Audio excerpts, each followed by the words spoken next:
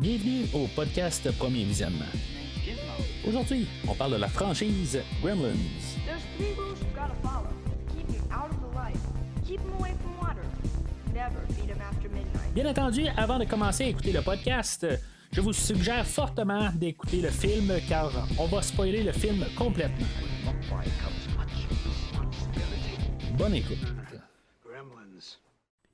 Bienvenue à Kingston Falls. Aujourd'hui, on parle de Gremlins, sorti en 1984 et réalisé par Joe Dante, avec Zach Galligan, Phoebe Cates, Hoyt Ashton, Polly Holiday, Francis Lee McCain, Judge Reinhold, Dick Miller, Corey Feldman et Howie Mandel. Je suis Mathieu et vous pouvez m'appeler le Podcast Buddy. Mettons, vous arrivez à quelque part, ben, vous avez besoin de savoir quelque chose sur un film, ben, je suis là pour vous.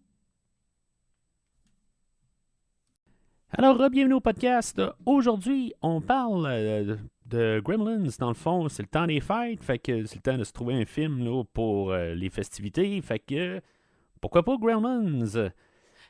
Film que, tu sais, qui est venu de l'imaginaire là, de Monsieur Chris Columbus, que vous pouvez connaître là, pour peut-être un classique de Noël. Je dis pas que Gremlins, c'est pas un classique de Noël. Je pense, en tout cas, je vais en parler tantôt, là, mais je pense que c'est un autre classique oublié qu'on parle pas souvent là, pendant le temps des fêtes. Mais Chris Columbus, que lui a réalisé Maman, j'ai raté l'avion. Plusieurs années plus tard, fait que c'est lui qui a écrit là, l'histoire que lui, pendant qu'il était à l'université, dans sa chambre, là, l'endroit là, où il couchait là, pendant ce temps-là, ben, pendant la nuit, il y avait comme des souris qui se promenaient là, dans les murs. Fait que c'est ça qui a donné l'idée, dans le fond, là, des Gremlins. Éventuellement, ben, ça s'est ramassé là, dans les mains là, de Steven Spielberg, où ce que lui a vu ça, puis il est parti, ben, dans le fond, il a endossé le projet pour cette histoire-là, avec le réalisateur là, du film Hurlement là, de 1981, là, après avoir vu là, ce film-là. Fait que, on va parler de ça un peu plus tard. C'est ça, fait que je veux parler là, de Gremlins, film, dans le fond, là, ça va être 2 semaines, dans le fond. Aujourd'hui, on parle du premier film. La semaine prochaine, on va parler là, du deuxième film là, dans cette franchise-là.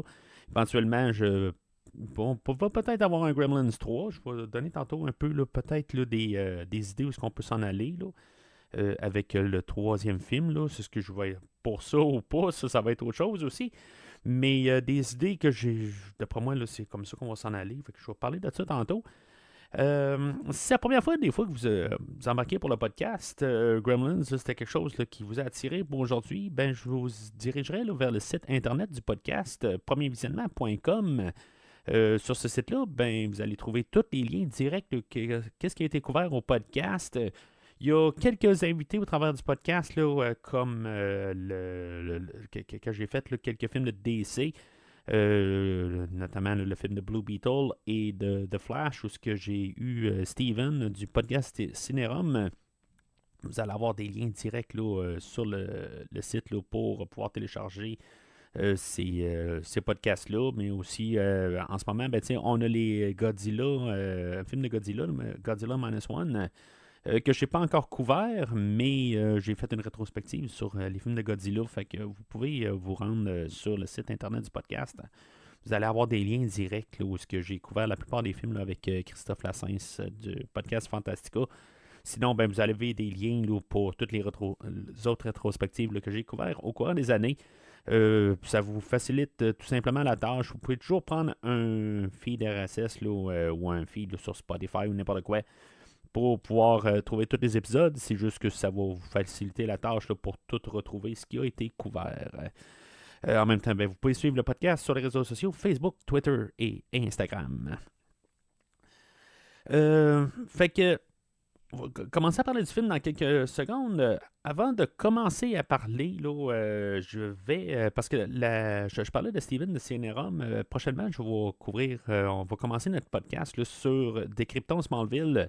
Fait que je fais juste comme une genre de petite mini-pub aujourd'hui où ce que je vais vous donner un extrait exclusif je pense que ça va être le deuxième épisode. Un petit argument qu'on a eu, moi et Steven, là, je dis un argument, là, c'est vraiment là, amical, là, je veux dire, c'est le genre là, de discussion qu'on a sur le podcast. L'extrait en question, c'est une scène sur Lex Luthor, sa réaction avec la série Smallville, là, où ce que Lex Luthor là-dedans, il est un peu amical avec Clark Kent. Puis, dans le fond, là, c'est une manière où ce que, les parents de Clark sont pas trop sûrs de Lex Luthor parce que lui, dans le fond, là, c'est un businessman, puis c'est le fils de son père, dans le fond, puis que lui, c'est toute la ville, pas le craint, là, mais en tout cas, mettons, le monde l'aime pas à cause de son usine à Smallville. Fait que je vous donne cet extrait-là, dans le fond, là, juste pour comprendre un peu là, comment que on y va là, sur notre podcast là, qui va débuter là, le mois prochain, là, en début janvier. Ah, et un autre truc qui fait que Lex il est machiavélique puis il est méchant, parce que toi, tu y prêtes des bonnes intentions, là. Au début, là, au début, quand ils sont dans l'espèce de fête foraine, ils mangent la pomme. T'as-tu remarqué qu'ils croquent une bouchée, puis ils ressac, il repitch dans le camion, il la pitch à terre, genre, Ouais. j'étais comme, le tabarnouche. T'sais, juste ça, là, ça fait juste nous montrer comme quel type de personne c'est, ça. Il croque, putain, toi, ta pomme. Ouais, mais il venait peut-être juste de déjeuner. C'était plein, franchement. Ça tourne le matin, tout ça. Mais tu sais, t'as dit que t'as mangé, là, une assiette brunch, puis tu sais, je veux dire... Je vais croquer une pomme, tu sais, puis avec je vais acheter. Ouais, mais là, tu sais, il voulait être poli pareil, là. Je veux dire, tu sais, au moins, il a pas fait comme, hey, Jonathan, là, Ta pomme, là, elle était à moitié pourrite, tout ça, là, tu sais. Ok, Tu sais, c'est il était peut-être correct, là, ça. tu sais. La pomme était pourrite. Ouais, peut-être, là. Tu sais, il l'a même pas lavé, en plus. Tu sais,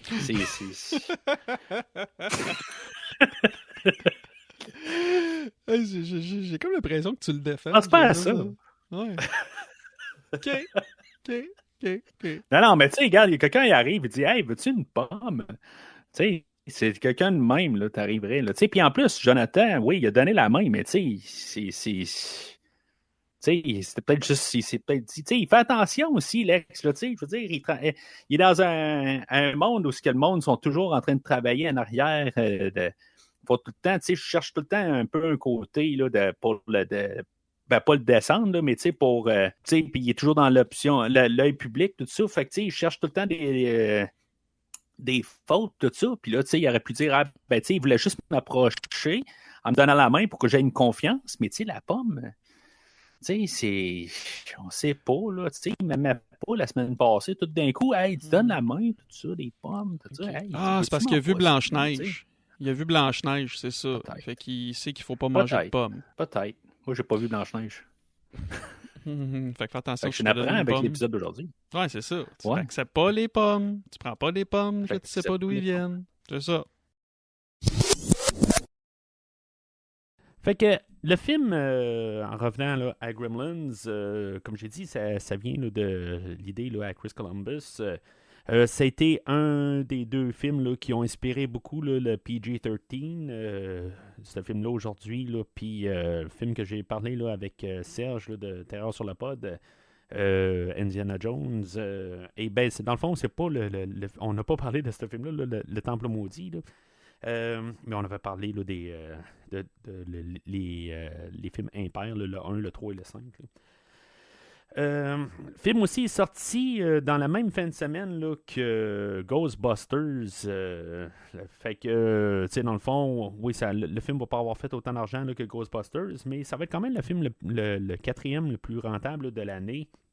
On avait considéré aussi là, avoir Tim Burton à la réalisation, mais on va savoir tourner là, vers le réalisateur là, de Hurlement, là, comme j'ai parlé tantôt, au lieu là, de Tim Burton. Puis, c'est ça, fait que dans le fond, avec toutes ces idées-là, ben, on a même Steven Spielberg là, qui s'est embarqué là-dedans. Puis ça va être comme la première fois là, qu'il va embarquer là, sa compagnie de production, là, Amblin. Dans le fond, ça va être la première fois là, que ça va vraiment là, prendre. Qu'on va voir le logo là, même de Amblin. Fait que c'est ça un peu là, comment on rentre là, dans le film. Gremlins, dans le fond, là, ça vient là, d'un livre là, des années 20, je pense, ou peut-être pas trop sûr, peut-être même 1940 aussi. Là, dans le fond, ça s'est trouvé là, dans un livre là, de Roald Dahl. Lui qui a écrit là, la chocolaterie, là, le Willy Wonka, là, en tout cas, j'ai pas vu, là, mais en tout cas, je pense que même il y a un prequel en ce moment au cinéma. Là. Fait que dans le fond, c'est lui qui a écrit ça originalement, là, puis aussi là, la série D là, de Mathilda. Fait que c'est lui qui avait fait aussi une histoire là, qui parlait des Gremlins, qui avait comme créé un peu là, ce nom-là. Pendant le film, je pense que le personnage là, de Dick Miller, je pense qu'il fait un peu référence un peu à cette histoire-là là, dans les années 20, là, pendant la guerre, que je ne savais pas c'était quoi là, qui allait de mal, là, puis c'était des petites créatures qui étaient à bord là, d'un tel avion, là, tout ça. Fait que ça fait un peu référence là, à ça. Là. Dans le fond, c'est comme ça, là, dans le fond, qu'on a pris cette histoire-là.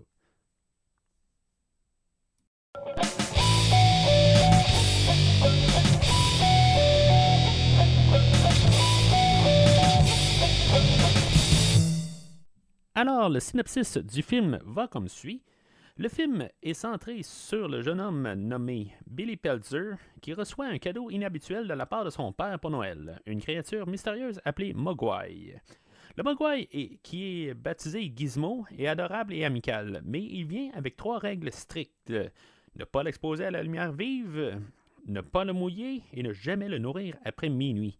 Malheureusement, ces règles sont rapidement enfreintes, ce qui entraîne la multiplication de Gizmo et la transformation de ses descendants en créatures malveillantes et destructrices appelées Gremlins. La ville de Billy est bientôt envahie par ces Gremlins qui sèment le chaos et la destruction. Avec l'aide de Gizmo et de sa petite amie Kate, Billy doit trouver un moyen de stopper les Gremlins avant qu'ils ne détruisent tout. Fait que le film aujourd'hui, je dirais que c'est pas mal un film là, qui est que c'est pour qu'est-ce que ça a l'air là. Je pense c'est plus un peu une parodie de la société. Comment qu'on est basé un peu là, sur le consumérisme aussi là. Comme toutes nos cultures, tout ça, là, dans le fond, là, les Gremlins vont pas mal parodier ça dans tout ça. Là, ils vont genre juste rire de l'être humain, de comment que des fois qu'on peut regarder ça à la 3e personne, puis que des fois, on peut peut-être avoir l'air ridicule un peu, mais puis ils vont jouer un peu là, sur toutes des affaires là, de culture, des affaires de même. Là, en tout cas, ils vont tous arriver, là, même le cinéma, des affaires de même. Il y a plein d'affaires là, comment que tout du consumérisme là, qu'on peut voir, comment que même l'argent, comment que qu'est-ce que qu'est-ce qu'on fait avec tout ça. Mais tu sais, il y a beaucoup un peu de base là-dessus. Puis c'est aussi, là, dans le fond, en apportant justement que comment que on perd peut-être un peu là, notre humanité là-dedans. Sur le côté que des fois, il y a des choses qu'on va arriver puis peut-être vouloir comprendre puis pouvoir peut-être marketer même. Que des fois, c'est peut-être pas la bonne chose, justement, avec le personnage de Gizmo. C'est quelque chose que, dans le fond, on est peut-être pas prêt à porter. Tu sais que des fois, on arrive et on dit « Ah, ben tiens, regarde, on va regarder cette affaire-là, tout ça. » Puis, finalement, ça vire au chaos. Fait que, tu sais, il y a pas mal cette idée-là de fond qui va traîner pas mal tout le long du film. Puis, c'est ça, dans le fond, c'est pas mal toutes ces idées-là un peu intermêlées. Avec une ambiance de temps des fêtes, communément autrefois mentionné comme Noël.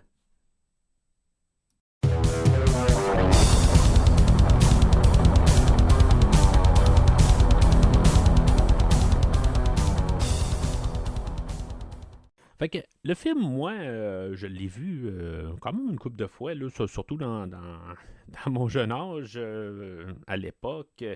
Je l'ai réécouté il y a une couple d'années. Là. Tu sais, j'ai parlé de Goonies il y a quelques mois, où justement, quand j'avais eu le coffret avec Goonies, je me rappelle pas si c'était pour Goonies que j'avais acheté le coffret ou si c'était pour Gremlins.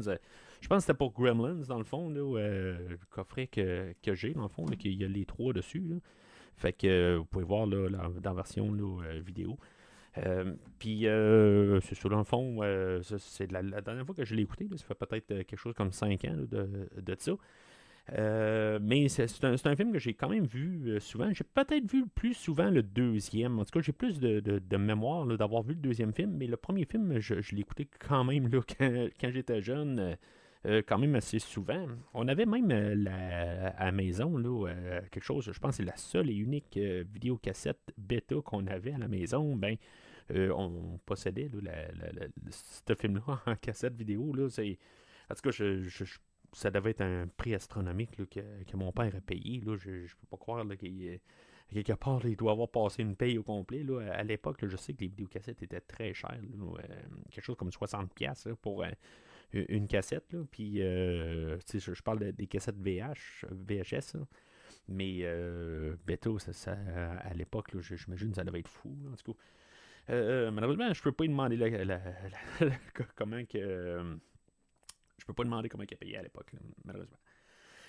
Fait que le film ouvre avec le personnage là, de Rand Pelzer qui va faire le père à Billy, là, qu'on va voir un peu plus tôt. Lui, il est en train de chercher quelque chose pour son garçon. Ben, il est en train de chercher. Il est-tu vraiment en train de chercher ou il est en train de vouloir vendre son bathroom buddy, dans le fond? En tout cas, je sais pas, quelque part, là, c'est pas très clair. Il y a une scène supprimée aussi qu'on peut voir qui est vraiment en train de rechercher quelque chose pour son garçon, mais tu sais, quand tu rentres à quelque part puis t'essayes de vendre quelque chose, tu sais, t'es pas là pour acheter. Là. Tu fais un ou l'autre, là, mais en tout cas, c'est un peu pour l'introduction au personnage là, qui est joué là, par Hoyt Ashton. Lui, dans le fond, c'est un compositeur de musique, là, notamment là, chanson Joy to the World, peut-être que vous connaissez, là, chanson là, de Noël. Là, ben, c'est lui qui a écrit ça dans les années 60, je pense.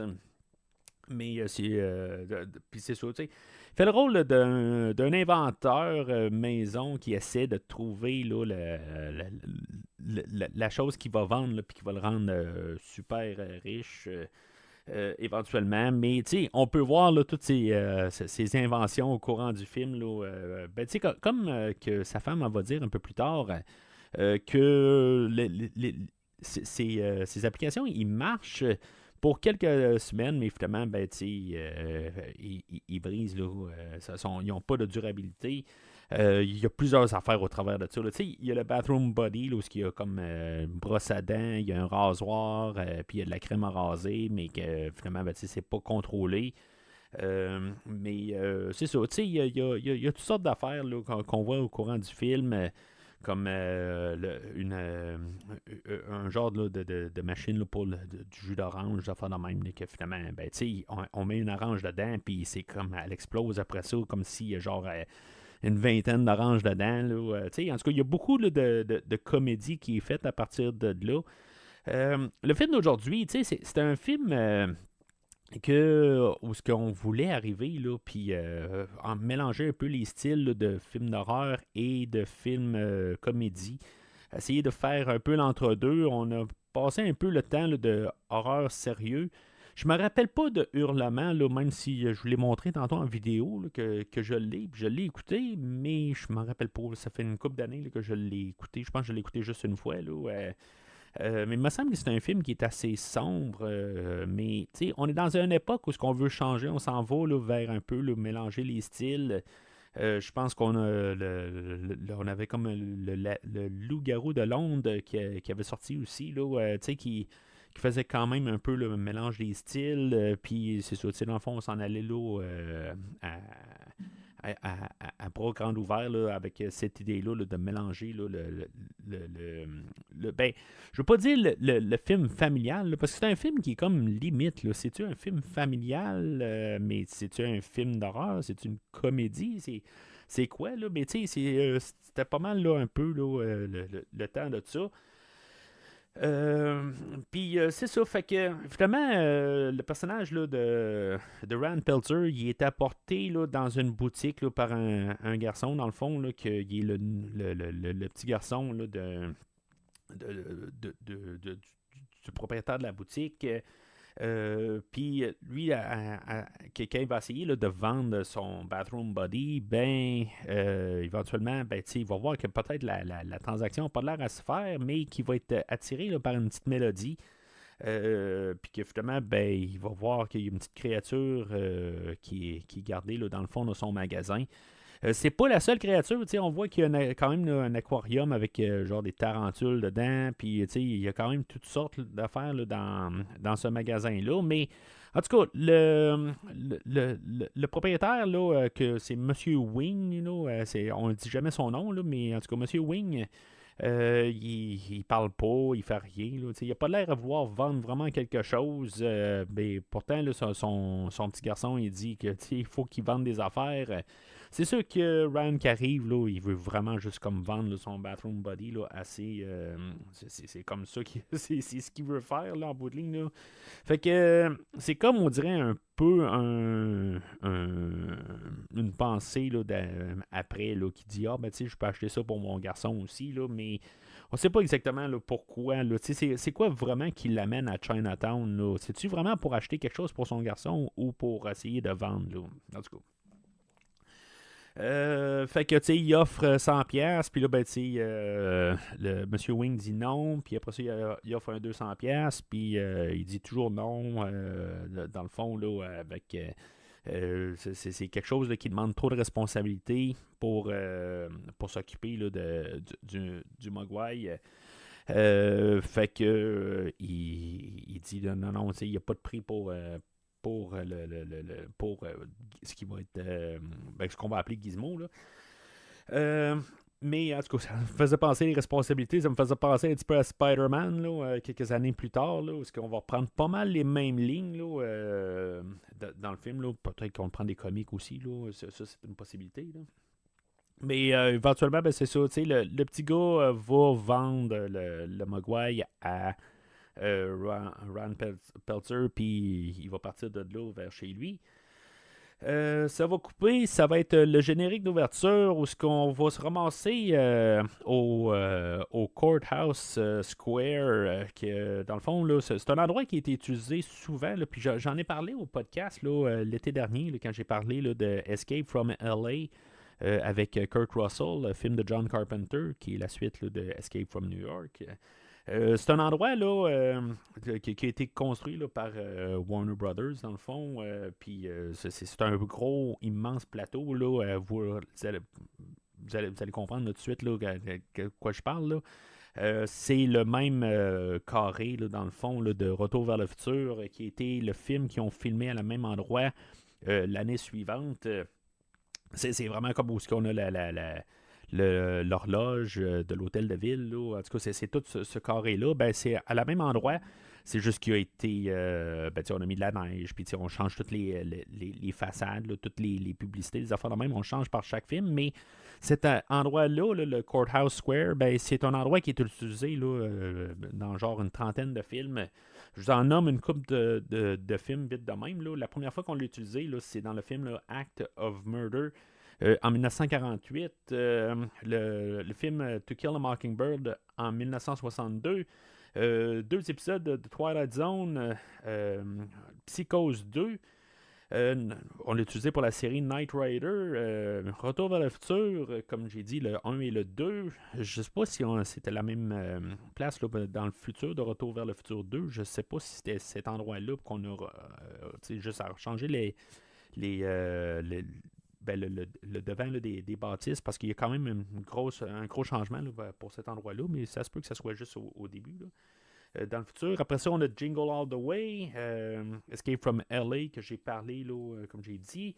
Dans le film de Batman et Robin, puis même le film de Bruce, le Tout-Puissant, avec Jim Carrey. Fait que ça, c'est juste quelques films, là, on l'a utilisé, là, vraiment souvent. Puis la dernière fois, dans le fond, là, c'est pour la série Rutherford Falls qui a eu 2 saisons, dans le fond, que je sais pas, j'ai pas vu la série, là.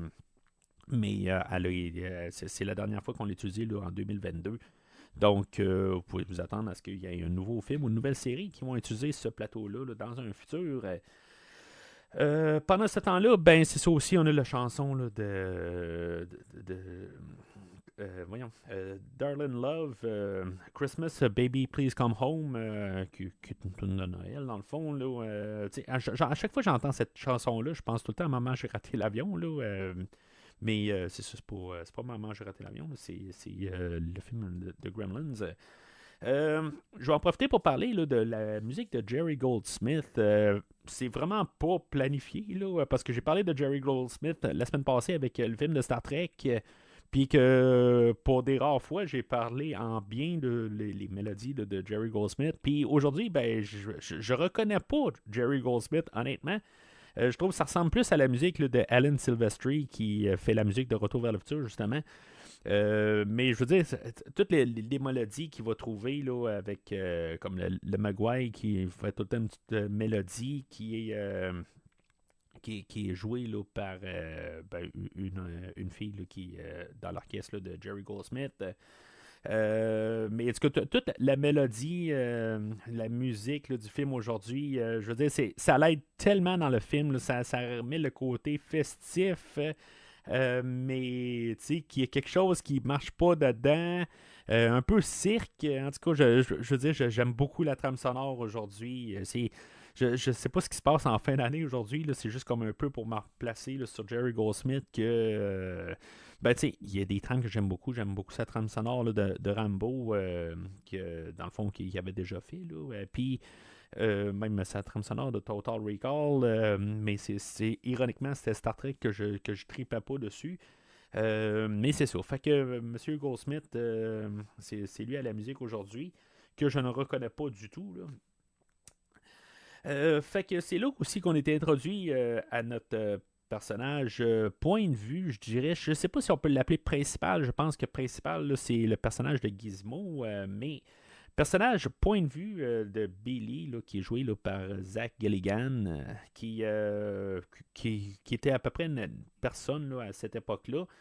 On avait pensé là, à Judd Nelson et à Emilio Estevez pour faire le rôle, mais en tout cas, Zach Galligan, je pense qu'il avait joué dans un seul rôle avant.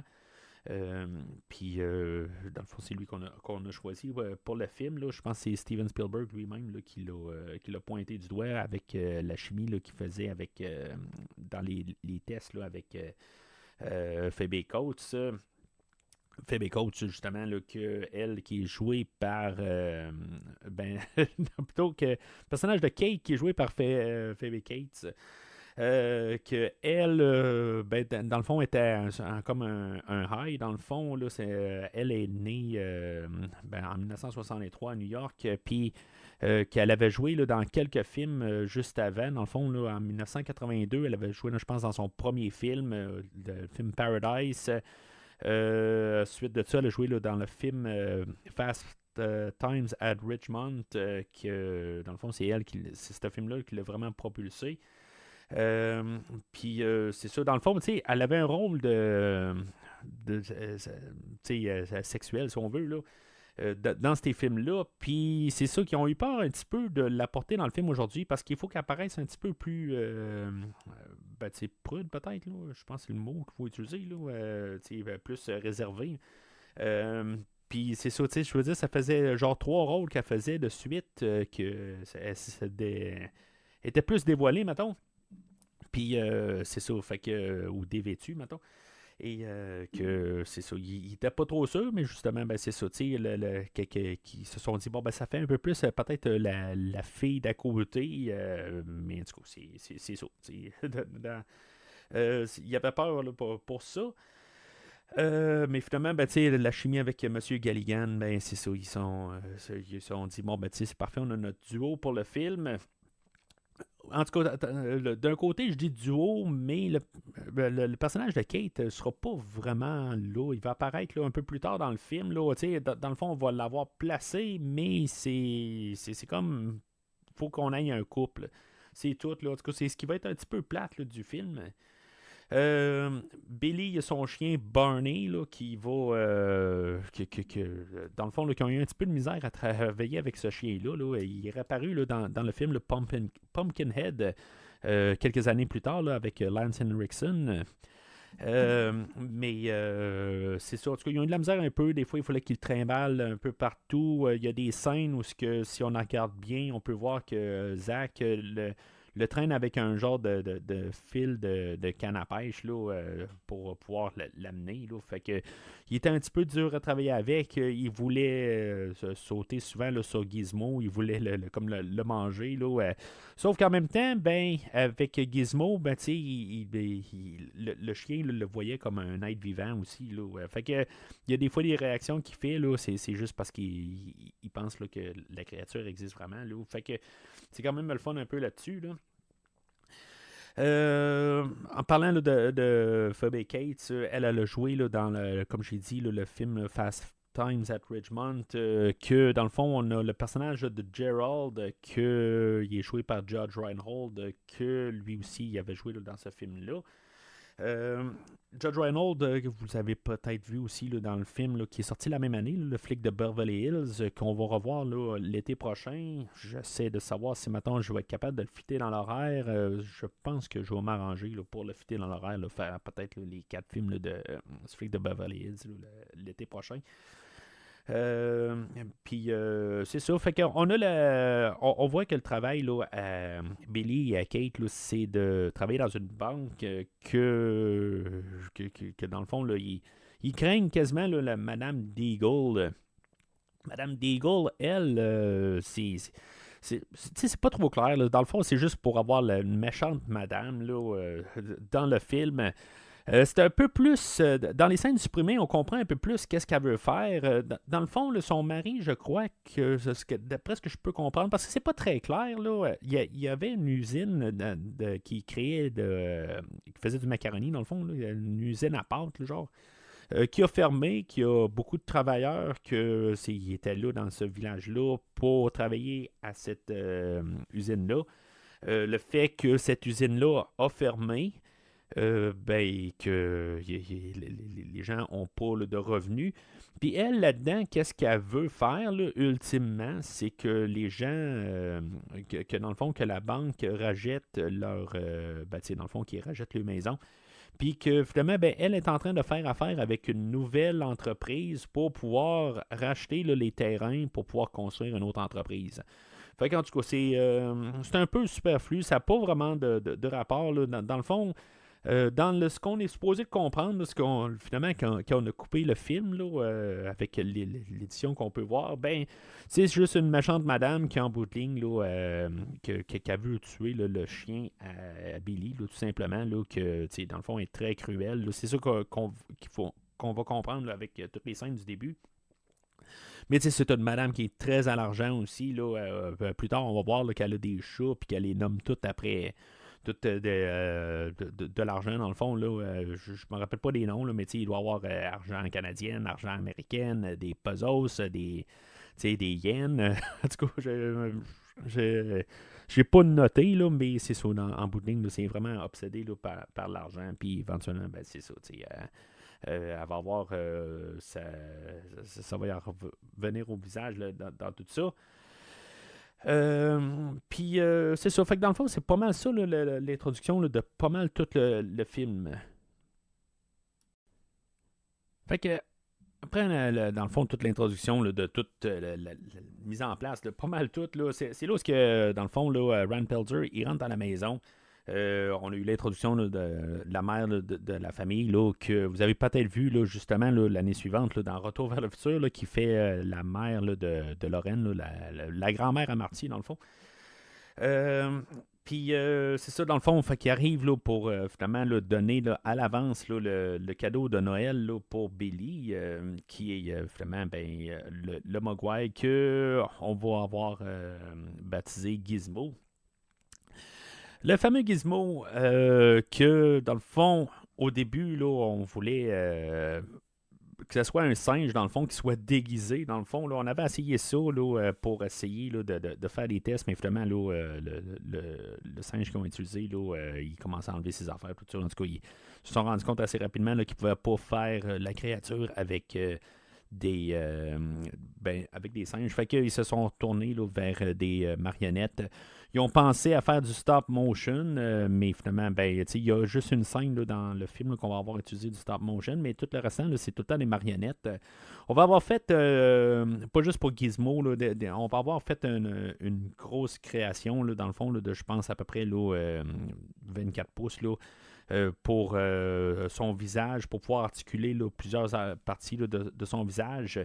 Mais tout aussi, là, la petite poupée de genre à peu près 10 pouces de haut, là, elle, des fois, elle doit être articulée là, par plusieurs câbles, plusieurs affaires, dans le fond, là, où on va avoir utilisé vraiment beaucoup de techniques là, sur le personnage de Gizmo.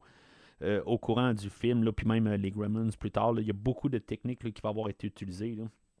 C'est dans le fond, là, l'équipe là, de Chris Wallace qui, dans le fond, ont travaillé là, sur pas mal tous les effets visuels là, dans le film.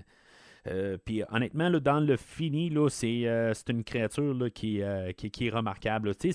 On va appeler ça peut-être le proto Baby Yoda. Là, en tout cas, je veux dire, c'est ce que j'ai repensé tout de suite là, avec le film d'aujourd'hui. Là, à quelque part, on a un peu la même forme. Là.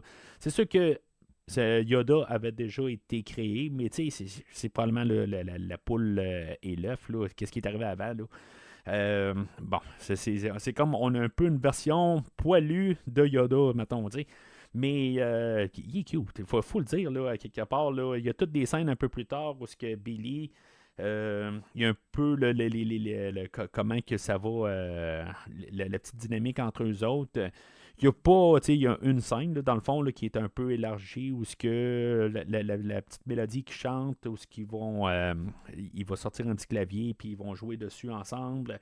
Accidentellement, il va y mettre un chapeau sur la tête, puis avec le miroir pour qu'il puisse se voir, ça va refléter la lumière et Gizmo n'est pas capable de tolérer là, la lumière. Fait que il va tomber dans une poubelle, va se blesser, il va arriver là, dans la salle de bain, puis Gizmo, il va être blessé, il va faire tous des petits sons, là, tous des petits sons cute, là, à quelque part, puis ils vont se coucher ensemble, ils vont bailler, tout ça. C'est tous des petits moments là, qui sont fun là, à voir là, le petit Gizmo. Ça me donne quasiment envie là, d'en acheter un à quelque part, m'aller trouver une boutique là, peut-être qui ont ça là, dans leur backstore. Mais c'est ça, le danger là-dedans, c'est qu'il est bien cute, mais c'est ça, il y a 3 règles. Dans le fond, il y en a une qui est très farfelue, là, qui est très. Qu'on peut se poser des questions, là, comment ça fonctionne. Mais dans le fond, il ne faut pas exposer le Mogwai à la lumière. Il ne faut pas l'exposer à l'eau. Et je ne sais pas comment il se lave, là, quelque part, il doit se sentir drôle, mais sinon, la loi ultime qu'il ne faut pas faire, c'est de le nourrir après minuit, mais minuit finit quand? En tout cas, moi, dans ma tête, je vais remplir ça par l'idée que c'est aussitôt qu'il fait soleil dehors, là, à quelque part, là, genre à l'aube, là. En tout cas, c'est ça que j'ai toujours comme dit dans ma tête. Là, mais tu sais, même l'acteur Zach Galligan, ça a été le premier à dire, mais là, tu me demandes d'entendre ça, mais tu sais, ça n'a pas de sens. Là, après minuit, là, on est toujours après minuit là, à quelque part. Là, fait qu'en tout cas, c'est un petit peu ridicule, mais moi, je vois ça un petit peu comme les Mogwai, c'est quelque chose de magique à quelque part. Tu sais, c'est là que je parlais de peut-être où est-ce qu'on pourrait s'en aller dans un 3e film, puis que je ne voudrais pas qu'on s'en aille là-dedans, là. Que dans le fond, parce qu'aujourd'hui, on veut essayer d'expliquer des affaires où on veut arriver d'essayer de trouver là, la craque pour pouvoir élaborer quelque chose. Puis c'est là où je me dis qu'on va arriver avec un genre d'histoire d'origine, puis que c'est un être magique. C'est la seule affaire qui peut arriver, là, je veux dire, à quelque part, qu'aussitôt qu'il y a une goutte d'eau dessus, qui se multiplient, puis je veux dire, avec des. Ça se dédouble tout de suite, puis ils deviennent aussi gros que Gizmo tout de suite. puis que juste une question de lumière qui va le faire fondre, tout ça. Fait que dans le fond, il peut pas vraiment être biologique, honnêtement. Là, ça n'a pas le choix là, d'être dans le royaume là, de créatures là, comme même Dracula ou n'importe quoi, là, il a été créé d'une manière, mais qu'il y a une genre de magie en arrière de ça, puis c'est ça qui me fera peur là, dans un prochain film là, qu'on apporte là, cette idée-là, mais c'est là, la seule affaire qui est comme un peu logique là, dans tout ça. Puis que, tu sais, qu'il y a vraiment une horloge interne qui dit minuit. Là, tu sais, c'est ça. Ça n'a pas le choix d'être un genre de sortilège qui a été lancé, là, puis qui est comme ça la créature là, qui a été créée d'une manière. Là. Fait que c'est un petit peu mon explication, mais qu'on va pas. En tout cas, je me rappelle pas pour le deuxième film. Il me semble qu'on y va pas du tout aussi là, pour la création des Gremlins. Peut-être, là, ça fait autant longtemps que j'ai pas vu le film, là, puis ça faisait quand même là, quelque chose comme 15 ans que j'avais pas vu le film. Là, fait que je m'en rappelais pas bien, là. Puis même aujourd'hui, là, ça va être mieux pour la semaine prochaine aussi. Là, je vais m'en remettre à jour. Mais c'est ça, à quelque part, j'ai juste peur que c'est ça qu'on fasse là, dans un troisième film. Fait que des fois, je me dis, ben peut-être laisser ça là, dans les années 90 là, pour cette franchise-là. Mais bon, parler plus tard. Est-ce que Gizmo, il sait qu'est-ce qui va se passer si, mettons, qu'il est touché à l'eau, si, mettons, il mange après minuit? Est-ce qu'il a déjà vu ça? C'est sûr que, ben, tu sais, accidentellement, là, on a eu l'introduction là, du personnage là, joué par Corey Feldman, qui est la même année là, que Vendredi 13 4, puis l'année suivante, ben, il va jouer là, dans un autre film là, qui est écrit par Chris Columbus, là, Goonies, que j'ai parlé cet été aussi. Mais c'est ça, je sais pas s'il sait qu'est-ce qui va se passer avec lui s'il se passe. Est-ce que c'est le seul et unique Mogwai qui existe? Parce que aussitôt qu'il est comme doublé, ben c'est sûr qu'il y a comme un peu un visage d'inquiétude en regardant là, ses frères ou ses enfants, mettons. Là. On peut peut-être regarder à ça. Voyons, Gizmo, est-ce que c'est un mâle ou c'est une femelle? Bon, en tout cas, peut-être plus les caractéristiques d'une femelle, dans le fond, là, pour être une mère d'un côté, mais c'est comme si on n'a pas vraiment de côté là, maternel. Il n'y a pas vraiment de côté parental du tout. Là. C'est comme c'est des frères plus que d'autres choses, on dirait. Là. C'est une autre affaire. Je pense que si, mettons, on ferait un troisième, probablement là, qu'on irait là, dans le côté là, qu'il y a d'autres, qu'il y a un village ou quelque chose de même. Là, où il y a quelque chose là. En tout cas, il y a probablement un autre Gizmo quelque part. On va sûrement s'arranger pour en faire encore un autre plus cute, quelque chose de même, un mini Gizmo, quelque chose de même. Là, en tout cas. Mais c'est ça, à quelque part. Fait que. On voit leur amitié là, qui se bâtit là, assez rapidement. Puis c'est ça, le personnage de Pete là, joué par Corey Feldman, que dans le fond, là, ça va être pas mal. Il est vraiment là, en arrière-plan. C'est sûr que Corey Feldman allait exploser pas mal là, avec d'autres films qu'il a fait alentour de ça, là, dont Vendredi 13 4 et Goonies l'année suivante. Mais c'est un des premiers rôles là, à Corey. Fait qu'accidentellement, ben, Corey Feldman, il va faire tomber un verre d'eau sur Gizmo et que finalement, ben, il va se multiplier. Il va y avoir 5 frères qui vont sortir de là. Il va y avoir un là-dedans qui va devenir le personnage de Stripes. Je ne sais pas si on nomme de même, là, mais en tout cas, c'est comme le Gremlins principal. Il y a quelque chose qui est très différent, dans le fond, là, de l'écriture originale là, de Chris Columbus. Il y a beaucoup d'affaires, là, puis je vais en arriver là, dans les prochaines minutes, là, la prochaine demi-heure, dans le fond. Là. Parce que dans le fond, le script original là, de Chris Columbus était beaucoup plus sombre. Puis, il va falloir remercier Steven Spielberg. Bon, à moins que vous ne trouvez pas beau Gizmo, dans le fond, là, que pour vous, là, c'est une créature répugnante, puis qu'un gremlin, dans le fond, c'est une créature qui est très magnifique. Là, Steven Spielberg, ayant vu Gizmo, il s'est dit, ben, il est ben trop beau. Quelque part, il est trop cute. Fait que dans le script original, ben Stripes et Gizmo étaient le même personnage. Donc, finalement, ben, vous pouvez comprendre que c'était Gizmo qui devenait un gremlin, le gremlin principal. Fait que j'ai pas d'informations de savoir comment, mais j'imagine qu'en bout de ligne, là, on aurait détruit Gizmo quelque part, puis bon, détruire la franchise de 2 films. Là. Mais c'est ça, à quelque part, là, sachant ça, à quelque part, je vois pas le film à quelque part comment que ça aurait pu virer. Là, à partir de là, ça aurait été vraiment là, effroyable, honnêtement. Là, je pense que c'est pas vraiment le ton de qu'est-ce qu'on veut essayer d'atteindre avec le film d'aujourd'hui, puis vraiment d'avoir changé là, le personnage, là, d'avoir créé le personnage de Stripes, ben, je l'apprécie honnêtement.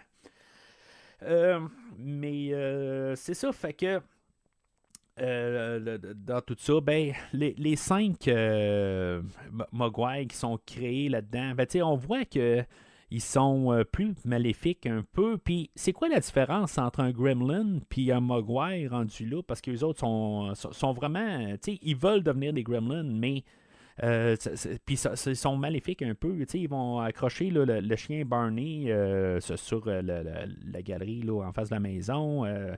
Quelque part, on voit qu'ils veulent devenir aussi le cadran, dans le fond. Ils vont couper le courant, puis Zach, le personnage joué par Zach, plutôt Billy, va voir qu'il est genre minuit moins 20, fait que il va lui donner à manger. Des pylônes qui sont dans le frigidaire, pas couverts, genre, je sais pas combien de pylônes là-dedans là, de poulet, là, mais en tout cas, je sais pas, ça doit pas être très très bon au goûter, là. Je veux dire, tu veux garder tes pylônes, mais tu t'es couvres pas du tout, là, mets un saran wrap dessus, là, mais en tout cas. Mais on peut voir que quand ils mangent toutes les 5 Mogwai, ben, ils mangent, ils dévorent tout ça, là, dans le fond, là, ils veulent devenir là, des gremlins à quelque part, mais juste les voir dans une boîte, puis dans le fond, c'est juste du monde là, qui sont en dessous de la boîte, puis qui sont en train de brasser là, les marionnettes. Là. En tout cas, je trouve ça, juste ce plan-là, là, je trouve ça hilarant à quelque part. Ils sont juste en train de sauter partout. C'est complètement ridicule. Puis voir Stripes aussi, là, qu'il se couche avec son sourire maléfique. J'adore ces scènes-là. Je veux dire, je suis comme tout emballé dans tout ça, mais je vois quasiment pas la différence de faire un Gremlin quand, dans le fond, les Mogwai, ils sont quand même maléfiques et puis ils veulent pas agir comme... ils sont pas comme Gizmo. Là. Fait que c'est un petit peu drôle, là, quelque part. Il y aurait peut-être dû avoir plus quelque chose pour trancher que... Ils sont peut-être gentils, puis que finalement, accidentellement, ils deviennent méchants à partir de là. Que peut-être que justement, qu'on a quelque chose, on a gardé Gizmo, mais qu'il y en a d'autres qui sont gentils, puis que finalement, ils ont une transformation, puis que là, on a plus un sentiment là, d'horreur pour le Mogwai en question. Mais tu sais qu'on a gardé Gizmo pareil, comme le meilleur des 2 mondes. Mais bon, je veux dire, il n'y a quasiment pas de différence là, de la manière que c'est apporté, parce que même les Mogwai, ils veulent mordre quand Corey Feldman là, essaie d'approcher là, un des... je pense que c'est Stripes ça, ou c'est un des autres, là, mais c'est ça, on voit qu'ils sont plus agressifs. Fait que Billy décide d'en apporter un. Dans le fond, il apporte, je pense, Gizmo au centre de recherche là, à son école secondaire. Puis finalement, il va encore le multiplier. Et il va y mettre une goutte dessus, puis c'est ça, il va en avoir un autre qui va pondre, dans le fond. Puis, dans le fond, on peut voir un peu toute la cruauté là, qui sont faits là, envers les créatures. C'est comme je me dis, pauvre Gizmo, quelque part, je veux dire, il était dans son environnement tout calme, puis finalement, il est apporté où à tout bout de champ, il reçoit un peu de lumière au visage, ça lui fait peur, puis il est blessé, c'est tout, ça se produit tout en 24 heures, ça. Puis après ça, il y a de l'eau qui est répandue sur lui. Quelque part, il y a une souffrance là, qui est faite sur ce petit personnage-là là, en très peu de temps. Mais tu sais, à quelque part, tu sais, je veux dire, il change d'environnement, tout ça, tu sais, je veux dire, à quelque part, oui, on veut juste comme faire un peu, là, pour vraiment aller sur le côté, là, qui s'ennuie de son père, ben, tu sais, qui va appeler son père, là, plus tard, là, le personnage là, de M. Wing, là, que je parlais un peu plus tôt. Tu sais, lui, il comprend bien là, qu'il a été vendu, puis il n'y a pas de problème avec ça, mais tu sais, il y a une conscience aussi, là, en tout cas. Mais c'est ça. Fait que éventuellement, ben, toutes les Mogwai trouvent une manière là, de manger, même celui-là qui est à l'école, que dans le fond, le scientifique qui est en train de l'étudier, ben, oublie sa sandwich à côté de lui. Ben, tu sais, on voit dans le fond, là, dans toutes les scènes intercoupées, qu'il y a quelque chose comme 2h20. Puis du côté là, à Billy, ben, qu'il est minuit moins 20. Fait que, tu sais, on comprend là, qu'est-ce qui s'en vient là, assez facilement. Alors, quand Billy se réveille le lendemain matin, ben, ils sont tous dans un genre de cocon. Ça fait penser beaucoup à Aliens, là, puis les facehuggers, là, ils sont tous dans des œufs, là, tous gluants, là. Puis même celui-là à l'école, tu sais, c'est vraiment pas long. Là, ça se fait en quelques minutes, faut croire, là, ou en quelques heures, là, qui ont comme leur transformation. Peut-être que les Mogwai, peut-être aussi, c'est ça. Tu sais, je veux dire qu'ils viennent juste d'être créés, là, qui ont l'air de des Tribbles là, dans Star Trek, là, juste pour parler de Star Trek, là, mais c'est comme des petites boules de poils. Là. Mais peut-être qu'à leur création, c'est comme des jeunes enfants, là, juste comme un petit peu, je veux pas dire maléfiques, là, mais qui sont un petit peu tout excités, puis justement, ils ont un peu une perte de contrôle, puis justement, ils ont besoin de quelqu'un pour les diriger. Peut-être qu'au deuxième jour, ils seraient corrects, mais peut-être que c'est juste ça, c'est le premier jour, là, tout simplement, là, qui est critique pour un Mogwai. C'est une théorie là, que je viens de développer là, rapidement de même, là. Mais c'est ça. Fait que on a toute la chambre à Billy là, qui est infestée. Là. Ben, que dans le fond, que les 5 œufs là, qui sont dans sa chambre, pareil au secondaire. Là. Fait que on a Billy qui va. Ben, dans le fond, finalement, là, le premier Gremlin va sortir. Là. Ils vont tous sortir un peu en même temps, là, mais si on va plus être. On va voir là, celui-là qui est à l'école. Que peut-être que lui a mangé avant, là, un peu plus tôt. Là. Mais je me dis, bon, juste par logique, qui était minuit 20, puis l'autre côté, ben, il était finalement, genre 2h30, là, puisque ça devait être après, là, mettons. Mais qu'il ne s'est jamais rendu compte, là, les 2 heures et quelques là, qui ont passé minuit, là, il ne s'est jamais rendu compte de ça. Là, c'est à peu près impossible. Là, même en se couchant le soir, qu'il a rechecké son cadran, puis qu'il est encore à minuit moins 20, il ne s'en est pas rendu compte. Là, bon, parce qu'il ne faut pas penser à ça.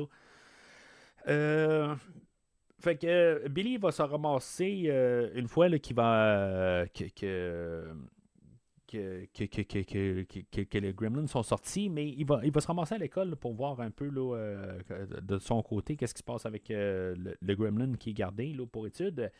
Le Gremlin qui va avoir sorti va avoir tué là, Monsieur Hanson, là, le docteur Hanson, là, qui est le scientifique. Puis, tu sais, on voulait montrer ça dans le scénario original. Là, il aurait été, au lieu là, d'avoir la tête cachée en dessous du bureau, il aurait été, on aurait vu tout son corps là, qui est tout rempli plein là, d'aiguilles un peu partout. Tout ça, c'était beaucoup plus sadique. Mais, on a mis ça là, assez là, plus familial, si on veut. Où est-ce qu'on a juste comme caché la tête, là, puis on a mis juste une seringue là, dans la fesse droite, là, quelque chose de même. Là. Mais on voit qu'ils sont que la créature du Gremlin là, est meurtrière. Mais comme j'ai dit un peu plus tôt, même les Mogwai ont essayé là, de tuer le chien. Là, fait que c'est son meurtrière aussi. Là, fait que mais c'est ça, à quelque part, là, où finalement, Billy, bien, après avoir vu ça, le téléphone va sonner, il va essayer là, de prendre le téléphone, puis il va avoir finalement là, un Gremlin là, qui va le graffiner, puis On va apercevoir rapidement le Gremlin, là, dans le fond, là, qui est sur place. Là, je pense qu'il l'appelle Earl. Mais tu sais, il va pas mal disparaître à partir de là. Dans le fond, il va sortir de l'école. Puis, en tout cas, selon le réalisateur, c'est lui là, il va avoir rejoint là, toute l'équipe de Stripes un peu plus tard là, dans le film, mais on ne le revoit pas, là, lui spécifiquement. Là. Tu sais, il y a des moments où je n'étais pas trop sûr si c'était, je vais l'appeler Earl, ou c'était Gizmo là, qui était en cage, là, parce qu'ils sont vraiment là, assez similaires. Là, dans le fond, ils ont créé quelque chose comme 9 visages séparés là, de toutes les gizmos ou les mogwai. Puis, dans le fond, ils interchangeaient là, des visages là, pour des expressions, des affaires de même. Là, ça dépendait de ce qu'ils voulaient avoir là, avec Gizmo ou n'importe quel autre. Là, mais en tout cas, c'est ça, là, dans le fond. Là. Fait que des fois, il y en a qui se ressemblent à cause de ça. Alors, eux autres, les Gremlins, c'est comme, ils veulent pas de mal à Gizmo. Ils veulent pas le tuer. D'un côté, ils vont y faire peur. Mais tu sais, je pense que c'est plus une question là, de juste les bullying. Dans le fond, là, ils veulent juste comme y faire peur. Puis tu sais, dans le fond, c'est comme la personne qui vont pas tuer, mais qui veulent tout le temps terroriser, qui en bout de ligne, il peut rien faire. Puis je pense que c'est pour ça, à quelque part, là, qui le tue pas, à quelque part, là, en bout de ligne, ils savent qu'il peut aussi se reproduire. Et puis, dans le pire des cas, dans le plan B, dans le fond, qu'il est toujours là, puis il va toujours être comme aimé. Fait que on va pouvoir comme dans éventuellement arriver à Gremlins 2, qu'il va être la source pour un autre batch là, de Gremlins.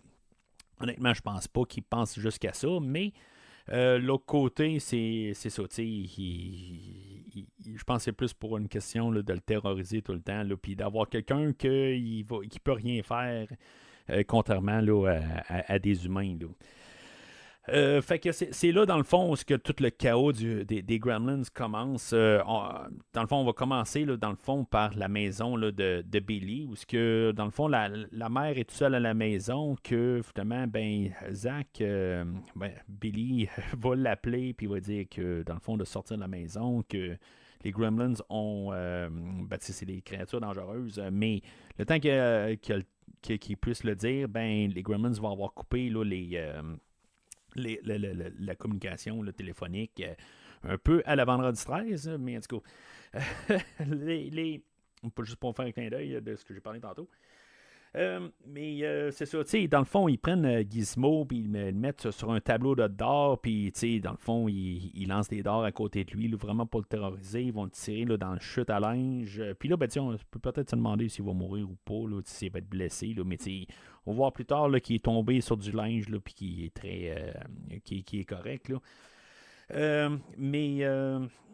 La mère, elle c'est ça, dans le fond, elle va être attaquée là, par les Gremlins, mais elle va se tenir quand même assez bien, là, où qu'elle va réussir à quand même se débarrasser d'une coupe de Gremlins. Elle va réussir à en envoyer un dans un genre de malaxeur, que dans le fond, il jouait juste à côté, puis elle va partir le malaxeur, puis dans le fond, il y en a un qui va mourir assez rapidement de même.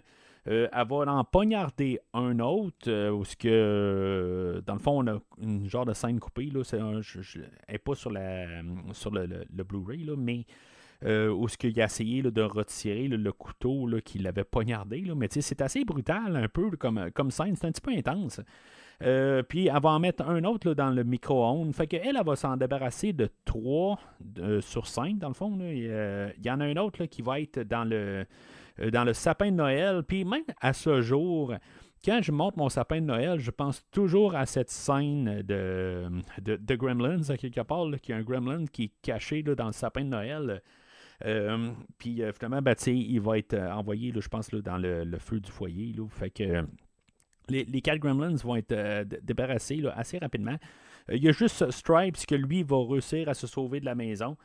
Puis il va se ramasser là, au YMCA, là, l'endroit là, des services communautaires là, du coin.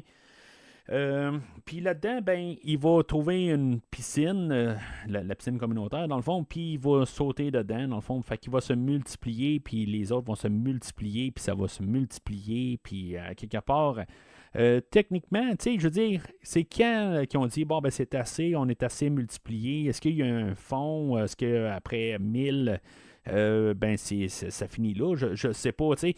C'est pour ça que je me dis, à quelque part, tu sais, par logique, là, il y en aurait tout le temps qui seraient là. Tu sais, ils sont en train de se développer, puis tu sais, il y a un fond à quelque part. C'est pour ça que je dis peut-être qu'il y a un côté magique à quelque part, puis qu'ils peuvent pas se multiplier plus que 1000, mettons, quelque chose de même. Sinon, ben, tu sais, à la fin du film, là, tu sais, il y en aura encore qui se multiplient, là, puis tu sais, ça finirait pas, là, il serait rendu à des milliards, là, rendu juste après 1 heure, là, ça n'aura pas de sens. Mais c'est ça, fait que. Puis c'est là qu'on voit le seul et unique stop motion, où que, dans le fond, on voit comme un coin de rue, puis on voit plein de gremlins sortir. Là, ça paraît un petit peu là, la technique qu'ils ont utilisée, là, mais c'est correct, là, c'est juste pour montrer là, qu'ils sont plusieurs à l'écran. Là-dedans, ben, on a eu M. Fullerton qui est joué là, par Dick, le personnage de Dick Miller, là, dans le fond. Là, c'est un acteur qu'on voit une coupe de place. Là, moi, je l'ai déjà couvert là, la même année là, dans le film de Terminator 1984. C'est lui qui vend là, les fusils à Arnold, puis qu'Arnold, finalement, le tue. Là. Mais c'est ça. Fait que dans le fond, là, une grosse année là, pour M. Dick Miller. Mais lui, dans le fond, lui et sa femme, lui, il a perdu sa job, dans le fond, à l'usine. Puis, on le voit un peu partout là, dans tout le film, jusqu'à ce moment-là, que initialement, ben, il devait vraiment être mort, mais à la toute fin, si on écoute bien à la télé, ben, il est encore vivant. Là, en tout cas, je pense qu'on va même en reparler là, la semaine prochaine avec Gremlins 2. Mais c'est ça, tu sais, fait que il y a ce personnage-là, dans le fond, et on voit qu'il est sur un tracteur, puis qu'il y a un tracteur, puis que en bout de ligne, là, ben, je sais pas comment, tu sais, on a vu qu'il était pas capable de conduire, puis il se promenait avec son tracteur en ville, mais éventuellement, son tracteur s'est rendu chez lui, là, en tout cas, ben, moi, je pense que c'était la veille, dans le fond, là, fait que... Puis c'est lui, dans le fond, là, qui nous parle des Gremlins, là, pour aucune raison, là, mais c'est juste qu'ils ont trouvé une scène pour essayer là, de parler là, des Gremlins, là, nous expliquer le terme, là, en tout cas, comme que j'ai parlé un peu plus tôt. Là. Fait qu'ils vont attaquer lui et sa femme. Là. Je sais pas si sa femme a meurt, par contre, là, ça, je l'ai pas entendu. Il faut juste écouter, là, dans le fond, là, à la toute fin, là, il mentionne là, qu'ils vont la voir dans le reportage, mais c'est ça, on l'entend pas. Là. Fait que on sait pas si sa femme a été est morte là, des Gremlins là, et leur tracteur, là, mais bon. On va voir la semaine prochaine. Je suis curieux de savoir si c'est sa femme. C'est la même actrice là, qui est là pour jouer sa femme. Dans tout ça, ben, il y a encore plein d'autres affaires. Là. Il y a une chorale là, qui se promène de porte à porte, puis que dans le fond, là, les Gremlins, eux autres, là, vont imiter. C'est un peu ça, dans le fond, là, comme j'ai dit un peu plus tôt. Ben, dans le fond, c'est le marionnettiste, là, dans le fond, la personne qui s'occupe là, de toutes les marionnettes, là, Chris Wallace, là, c'est ça que, dans le fond, lui, il comprenait pas tout à fait comment ben, apporter là, les marionnettes en vie. Puis quand il a compris, dans le fond, là, que les Gremlins, ils faisaient comme parodier là, les gens, ben c'est là qu'il a compris tout ça. Fait que je reprends un peu ces termes, dans le fond. Puis c'est ça, à quelque part, ils vont se faire passer pour une chorale, ils vont chanter là, en face là, de la maison là, de Madame Deagle. Puis dans le fond, ils vont saboter. Là. Elle a une chaise là, pour monter là, ses escaliers, là, qui est dans le fond là, juste comme un genre d'ascenseur, mettons. Mais c'est ça, fait que ils vont la saboter, puis dans le fond, ça va partir. Il n'y aura comme pas de break, puis elle va partir à toute vitesse. T'sais, on voit que quand elle descend l'escalier, ça descend tout lentement, là, puis quand elle monte, là, ben, ça monte à super vitesse, puis finalement, ben, la chaise va débarquer, puis elle va passer par la fenêtre Mais tu sais, il n'y a pas beaucoup de morts là, dans le film. Là. Il y a peut-être, ben qu'on va voir, là, il y a peut-être 7 morts dans le fond. Là, que, ben, tu sais, M. Fullerton et sa femme, oui, non. Là, mais il y a beaucoup de personnes là, qui sont attaquées là, ou agressées. On a un Père Noël, on a les 2 policiers. Il y a un des policiers là-dedans, justement, là, qui va se ramasser là, dans le flic de Beverly Hills que je parlais tantôt. Que je pense que c'est le seul autre rôle que j'ai vu là, de cet acteur-là. Mais c'est ça, il y a eu, dans le fond, le docteur Hammond, je pense, qui s'appelle. Sinon, il y a. C'est pas mal tout. Quelque part, il y a un Père Noël, puis c'est ça. Quelque part, là, c'est pas mal ça. Ben, on peut supposer là, qu'il y a d'autres mondes aussi. Là. Il y a le directeur de la banque, que j'ai pas parlé tantôt, là, en bout de ligne. Là, il y a la scène d'introduction là, du personnage là, de Kate. Puis, dans le fond, je trouvais ça un petit peu curieux. Là, puis, quand j'ai vu qu'il y avait une scène supprimée là-dedans, là, je me suis dit, ben c'est beau, ça l'explique un détail. Quand Billy arrive à la banque, ben, il sort comme son nom, là, ce qui est sur comme une petite plaquette, dans le fond. Il la met à l'envers. Puis plus tard, quand Madame Deagle elle arrive, puis qu'elle se fait attaquer là, par le chien de Billy, ben que finalement, ben, elle se ramasse à l'endroit. Je me suis dit, ben, c'est quand même assez curieux qu'on nous l'avait montré vraiment, là, qui était à l'envers, puis que finalement, ben, elle se ramasse à l'endroit. Ben, il y a une scène supprimée où ce que Kate, elle va replacer là, l'affaire à l'endroit pendant que Billy est parti là, dans le bureau du directeur, puis que finalement, ben, qui parle là, de sa cravate qui est pas une vraie cravate, dans le fond, là, que c'est juste un clip. Puis que finalement, ben, que, dans le fond, tout ce qui est référé là, plus tard, là, quand on voit que Kate elle travaille aussi là, dans un genre de bistrot-bar et que le personnage là, de Gerald, là, joué par Judge Reynolds, que dans le fond, il va y dire là, ben, dans le fond, quand il va le narguer, là, quand il va essayer de l'écœurer pas mal, là. Fait que, dans le fond, tout ce qui a été dit, ce qui est redit plus tard là, dans la taverne là, de Dolly, dans le fond, je pense que ça s'appelle, là, ben, que ça a été redit, là. Fait que, dans le fond, ils ont coupé la scène, là, puis c'est bien correct, là. Puis, dans le côté, là, ben c'est ça, dans le fond, les Gremlins sont apportés comme un peu côté humoristique, puis c'est ça, je parle des morts, là, qu'il n'y en a pas tant que ça. Mais initialement, ben, les Gremlins devaient tuer le chien Barney. Ça, c'est dans le script original. Puis la mère, ben, c'est ça, même s'il apparaît là, assez là, badass, là, dans le fond, là, de tuer là, les Gremlins dans la maison, ben, finalement, les Gremlins devaient avoir le dessus sur elle, puis carrément, il a arraché la tête. Puis quand Billy allait rentrer à la maison, ben, sa tête allait être en train là, de débouler les escaliers. Fait que, tu sais, c'est comme un ton qui est assez différent là, de qu'est-ce qu'on voulait initial. Là. Ben, qu'est-ce que Chris Columbus est arrivé avec comme idée. Là. Puis, honnêtement, je remercie beaucoup Spielberg d'avoir atténué pas mal toute cette violence-là, puis de juste avoir du plaisir là, dans le film, là, honnêtement. Là, quand je lis ces affaires-là, là, je suis quasiment horrifié, là, carrément. Là. C'est pas que j'aime pas les films d'horreur, là, j'adore les films d'horreur, mais je veux dire, je trouve que le film était pas le film pour ça, là, en tant que tel. Là. Ben, c'est sûr que je dirais l'inverse. Là, si, mettons, ça serait peut-être un film d'horreur culte, là, qui a vraiment là, des idées sombres, tout ça, en tout cas, tout ce que j'ai mentionné, là, mais bon. J'apprécie le film qu'on a en ce moment.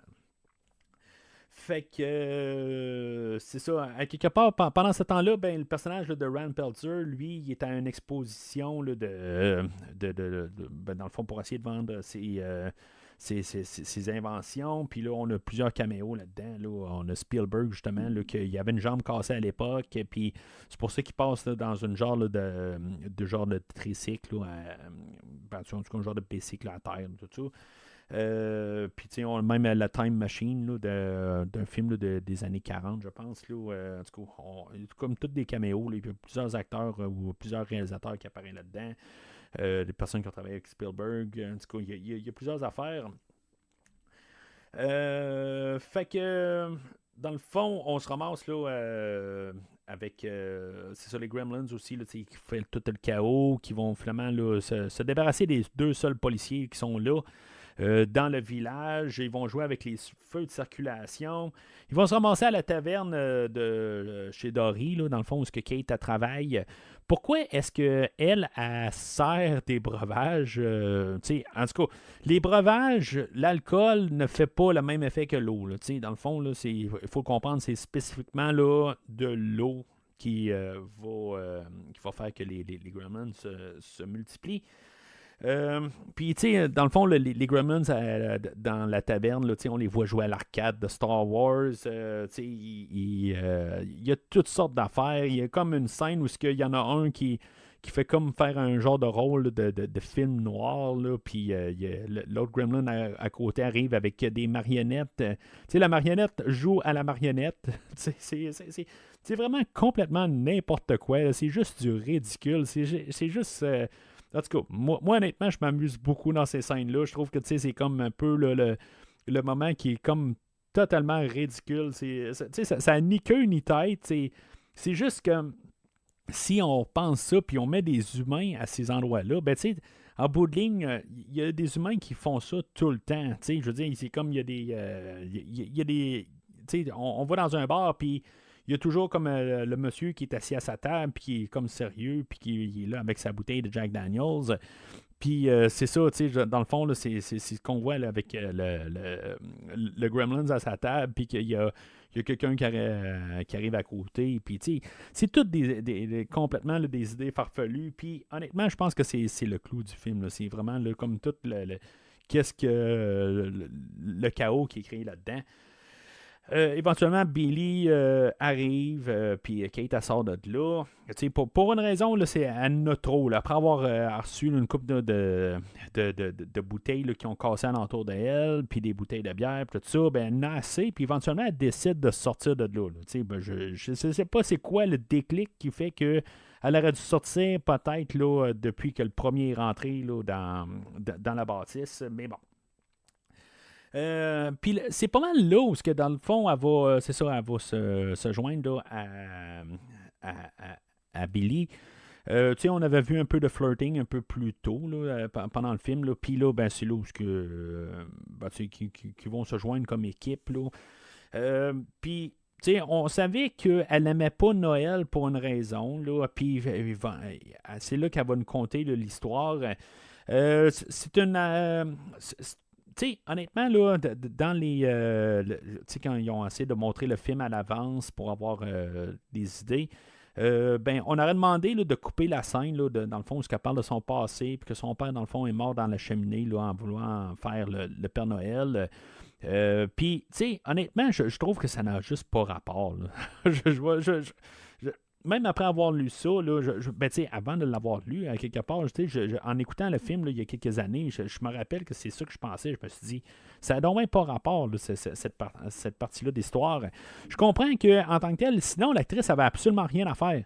Elle était là juste pour ses beaux yeux et ses atouts. C'est tout. À quelque part, elle avait... absolument rien. Là. C'était vraiment comme la fille qui doit accompagner là, Billy tout le long du film. Fait que pour ça, je vais donner un peu l'idée là, de passage à l'histoire, mais c'est comme ça. Ça clash beaucoup avec le mood du film. Mais tu sais, en même temps, c'est ça un peu, à quelque part, où on peut voir que des fois, il y a des. C'est un peu dans la thématique quand même. Où ce que des fois, là, on pense que c'est une belle chose, mais pour d'autres, que c'est pas une belle chose. Puis elle va phraser ça assez bien. Là. À quelque part, il y en a qui ouvrent des cadeaux à Noël, puis il y en a qui s'ouvrent les veines. C'est quand même assez... l'image mentale de ça est quand même assez là, horrifiante, encore une fois. Là.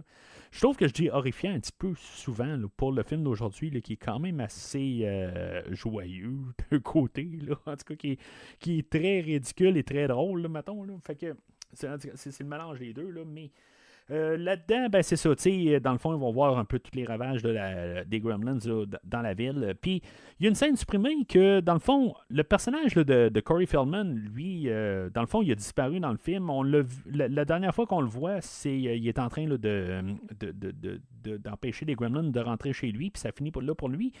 qui est quand même une fin là, que, je sais pas, on l'a introduit, puis là, il n'y a rien d'autre à faire, à part juste renverser de l'eau sur Gizmo. Mais c'est ça, il y a une scène supprimée, là, dans le fond, on sait qu'est-ce qui s'est passé au personnage là, de Judge Reinhold et le directeur là, de la banque. On avait vu que le personnage là, de Judge, lui, il était... il pense que là, genre à 30 ans, il va être millionnaire, il va être le directeur de la banque. Ça marche comme un vaisseau Klingon, dans le fond, de Star Trek, où ce que, dans le fond, où ce qu'il y a une personne qui tombe, c'est le second qui prend la place. Là. En tout cas, c'est probablement ça, quelque part. Mais c'est ça. Lui, dans le fond, il va savoir enfermer dans le coffre-fort de la banque. Puis quand Billy et Kate vont essayer vont dire où est la clé pour pouvoir, pouvoir te sortir de là, il va répliquer, il va dire je sais pourquoi tu veux me sortir. Dans le fond, c'est parce que tu veux avoir le côté là, d'avoir que je puisse te nommer la personne qui m'a sauvé là, de tout ce chaos-là. Fait que, ils vont dire, bon, ben, c'est beau, regarde, c'est correct, là, reste dans ton trou, là, c'est comme ça que tu veux parler. Ben, regarde, reste dans ton trou, il referme le coffre-fort, puis ça finit là. On sait bien que probablement le lendemain, là, qu'ils vont le sortir, tout ça, mais rendu là, ben, c'est ça. Dans le fond, c'est comme ça que ça finit, mais comme personnage méchant, quelque part, là, c'est, méchant. Je sais pas s'il mérite de se faire tuer. Là, c'est pas comme Madame Deagle, où vraiment elle est cruelle. Mais à quelque part, il devait se passer quelque chose.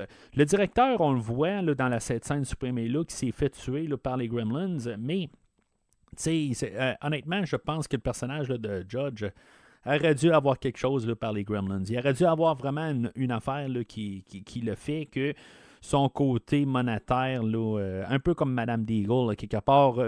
Peut-être que, dans les scènes supprimées, là, c'est ça qu'on voit là, quand il découvre là, comme le plan là, de Madame Deagle. Il aurait fallu peut-être avoir une scène où il y a comme une complicité entre les deux, entre Madame Deagle et Gerald. Puis que finalement, ils se font tuer peut-être les deux là, dans la même scène, là, d'une manière. Là, en tout cas, juste pour un peu unir un peu les idées. Mais, d'après ce que je peux comprendre, il y a encore d'autres scènes qui sont supprimées, là, mais en tout cas, je ne sais pas comment il aurait pu couper alentour là, de tout ça. Mais c'est ça, à quelque part. Je trouve que tant qu'à l'avoir introduit tant que ça dans le film, ben il devait avoir une suite à ça, là, pas juste que ça termine de même. Là. Alors, on arrive à la toute fin du film, dans le fond, où tous les Gremlins se sont rassemblés au cinéma, où ils sont en train d'écouter le Blanche-Neige. Dans le fond, c'est comme la soirée, là, dans le fond, pour comme fêter un peu là, leur... je sais pas, dans le fond, là, juste pour fêter leur chaos, tout ça, puis ils trippent à écouter Blanche-Neige. Dans le fond, on avait essayé là, de faire... il y a deux affaires qu'on a essayé de faire. On a essayé de faire un film de Bugs Bunny, dans le fond, là, qui avait sorti en 1943, puis d'essayer là, de le projeter avant du film au cinéma, là, dans le fond, là, où ce que Bugs Bunny là, rencontrait des Gremlins sur un avion, quelque chose de même. Et que aussi, on avait essayé de faire que le film sorte à l'anniversaire là, de... Je pense que le film de Blanche-Neige est sorti en 1937. On avait essayé là, de le faire pour que ça coïncide, mais aucun des deux, dans le fond,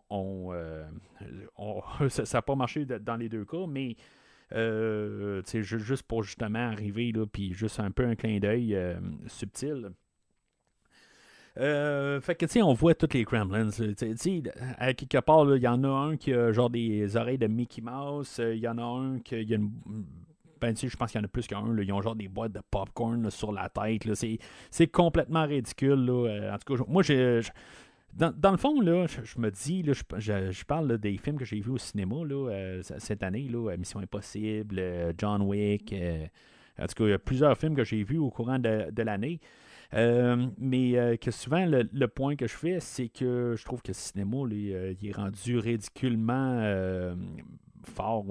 Les gens, là, ils respectent personne. Là, je veux dire, tout le monde se met à jaser là, pendant le film. Ça ressemble à ça un peu. Un petit peu. En tout cas. C'est ma version de 2023 là, qui est comme apportée là, en 1984. Là. C'est comme ils ont vu à l'avenir. Mais c'est ça, fait que là-dedans, Billy et Kate, eux autres, là, ils vont arriver là, puis aller trouver là, la salle des. Je sais pas, la salle des machines du cinéma, là, puis ils vont trouver là, le gaz, dans le fond, là, pour pouvoir faire sauter la place. Vous pouvez remarquer, dans le fond, l'endroit, dans le fond, le cinéma, là, c'est le même endroit que l'année suivante. On va l'avoir détruit sur le set cette fois-là. Mais l'année suivante, c'est Marty McFly qui va rentrer dedans avec la DeLorean, dans le fond. Là, fait que cet endroit-là est dû pour être détruit. Là, en tout cas. Puis ce ne sera pas la seule fois aussi. Je pense qu'il va y avoir un feu qui va avoir pris là, dans cette bâtisse-là spécifiquement là, après le tournage de Retour vers le futur 2. Mais on la reconstruit tout le temps, là, dans le fond. Là. Mais c'est ça. Fait que dans le fond, ce qui reste, là, c'est Stripes, la tête. Que lui, dans le fond, c'était le seul et unique Gremlin au travers de ça qui s'est départi là, de toutes les autres, puis que lui, il avait faim, puis que finalement, il va voir qu'il y a une boutique l'autre bord de la rue qui c'est ce genre marqué des bonbons. Fait que lui, il va aller là, dans cette boutique-là pour aller trouver quelque chose à grignoter. C'était pas assez du popcorn pour lui. Mais c'est ça. Fait que tous les autres Gremlins, dans le fond, ils vont brûler au travers de ça. Puis il va rester juste Stripes. Fait que notre couple vont se rendre compte que Stripes est dans le magasin. Là, c'est un genre là, de. Je sais pas quoi dire, un tigre géant là, avec toutes sortes d'affaires à l'intérieur. Puis, tu sais, c'est vraiment ridicule pareil. Le Stripes, quelque part, on le voit là, sur un tricycle. Là, on le voit en train de faire là, du skate.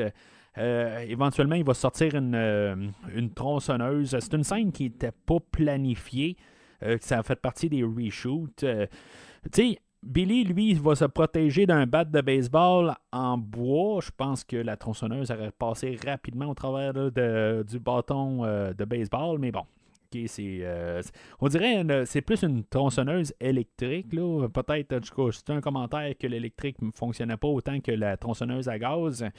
Bon, en tout cas, je sais pas. Là. Mais là-dedans, c'est ça, on a Gizmo qui était là tout le long, puis qu'on va lui donner comme son moment héroïque.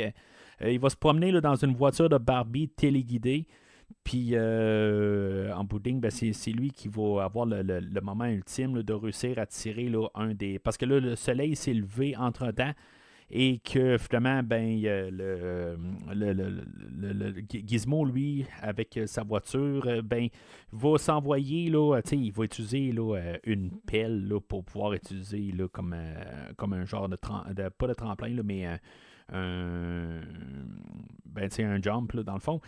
Puis il va se ramasser là, à côté là, de juste pas la tige, là, mais la chose qu'il doit tirer là, pour ouvrir là, comme le star. Puis que finalement, ça va faire griller là, Stripes.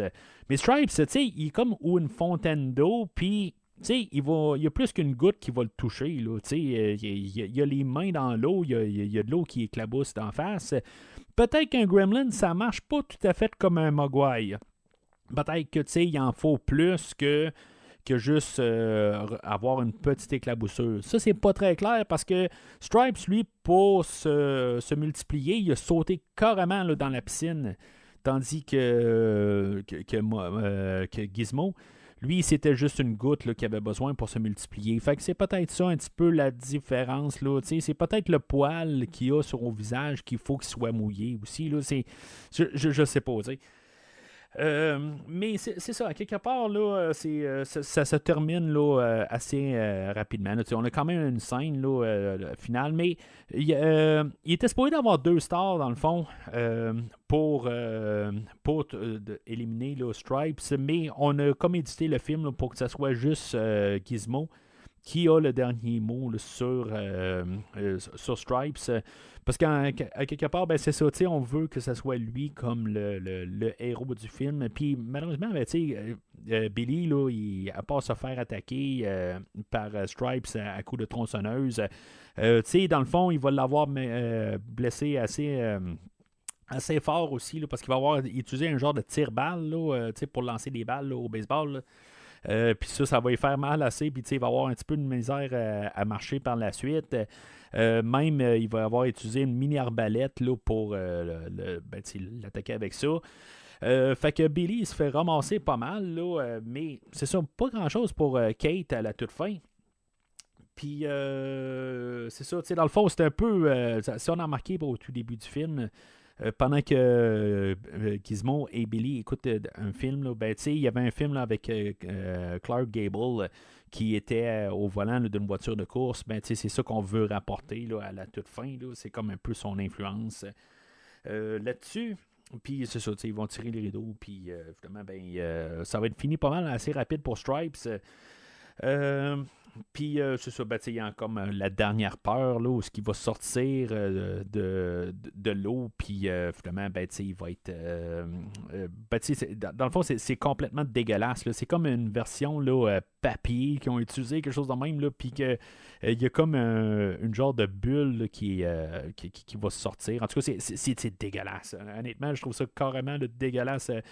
Stripes, c'est comme un peu comme une passe de vampire, là, dans le fond, là, un vampire au soleil. Là, en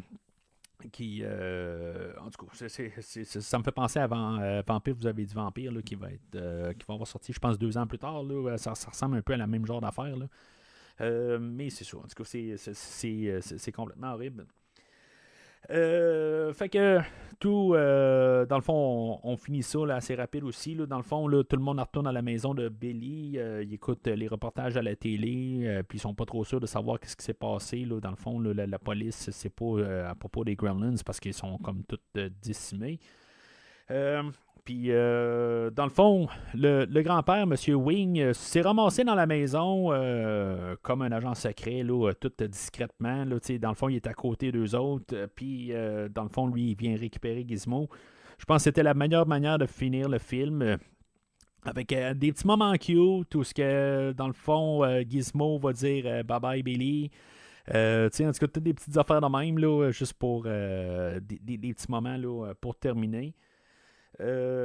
Puis c'est ça, dans le fond, même Gizmo va arriver, il va dire bye bye wouf wouf à Barney, le chien. Faut remarquer que la personne qui fait là, la voix de Gizmo, là, je ne l'ai pas à côté de moi, là, je l'ai nommé tantôt.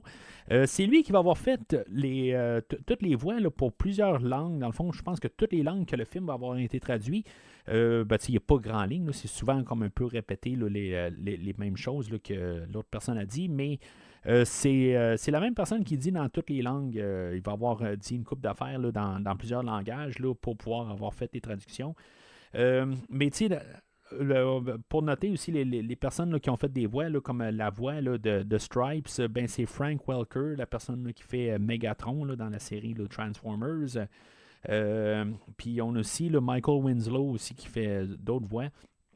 Que lui est connu là, pour Police Academy. Dans le fond, il y a quelqu'un qui fait des voix. Là, dans le fond, c'est lui qui fait d'autres voix là, au travers de ça.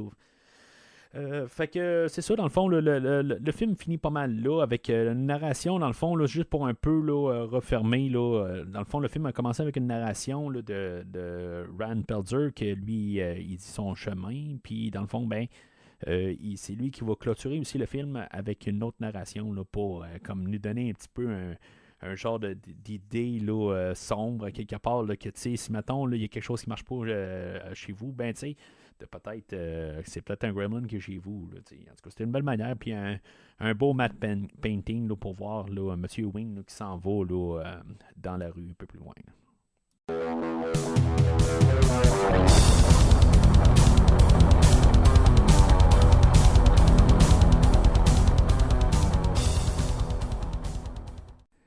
Alors, en conclusion, je veux dire, c'est un film genre d'os, là. Puis, honnêtement, je trouve ça plate, là, que ça a pris 5 ans, genre, peut-être plus, même, là, avant que je réécoute ce film-là. C'est clair que je pense que je vais la réécouter à chaque année là, à partir de maintenant. Là, je veux dire, je trouve que c'est un bon film de temps des fêtes. Là. Le seul bémol que j'ai, je pense, c'est l'histoire là, de Phoebe Cates. Là, genre son histoire de Noël. Là, tu sais, c'est comme ça fit pas dans le film. Puis je comprends pourquoi on l'a fait, mais ça fit pas. Mais honnêtement, là, je l'écoutais avec ma blonde puis mon garçon, là, le film, puis eux autres, ils trouvent que le film a vieilli pas mal, puis tu sais, c'est un film, ben, ça reste que c'est un film de 1984, mais honnêtement, je trouve que ça a bien vieilli. Pour mon côté, là, je trouve que c'est un film là, qui est le fun à réécouter. Puis, tu sais, je veux dire, honnêtement, là, c'est un film qu'on parle pas assez, je pense, là, dans le temps des fêtes. Tu sais, on fait toujours des niaiseries, là, on parle de Die Hard, qui, je veux dire, la joke, là, elle commence à être vraiment là, un peu trop vieille, là. Tu sais, c'est un film de Noël, ouais, oui, ha, ha, ha. Mais je trouve que dans le temps des fêtes, on parle souvent là, de Christmas Vacation, on parle le sapin a des boules là, avec Chevy Chase, on parle de Maman j'ai raté l'avion, mais je trouve que on devrait parler là, souvent là, de ce film-là. Là. Dans le fond, je trouve que c'est un film oublié, mais qui a quand même un peu décidé pas mal de Noël au travers de ça, puis qui devrait être plus célébré un peu. Là. Peut-être que c'est la suite aussi qui a un peu terni le film. Je m'en rappelle pas assez. Là. Comme j'ai dit, je l'ai vu assez souvent, mais je m'en rappelle pas à quelque part là, s'il va être autant endossable là, que le film d'aujourd'hui. Ça va avoir pris quand même là, 6-7 ans. Là, je pense que c'est en 1990 là, qu'on va avoir fait la suite. Fait que c'est ça qu'on va parler là, la prochaine fois. Mais de mémoire, c'est un film là, que j'aimais autant là, que le premier film. C'est sûr que j'ai développé un petit peu plus mon œil critique là, depuis ce temps-là, mais c'est ce qu'on va parler, là, qu'on va analyser là, au prochain coup.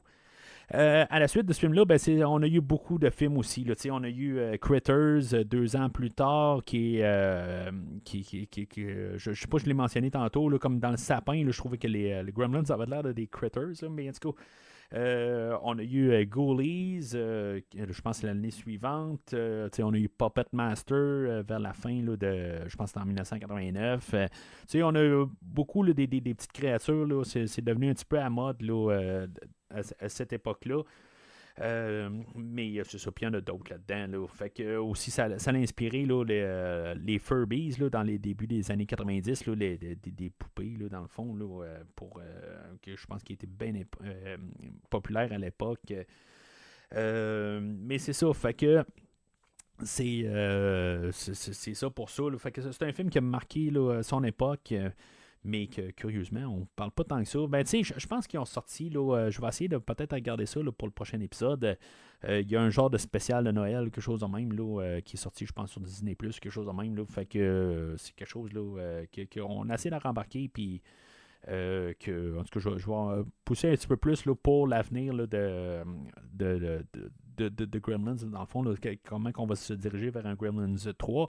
J'avais pas besoin de le faire pour le film d'aujourd'hui. Là. Ça va être plus, là, dans le fond, là, qu'est-ce qu'on va faire par la suite. Là, ça va être mon épilogue là, de Gremlins 2, dans le fond, qu'on va parler la semaine prochaine.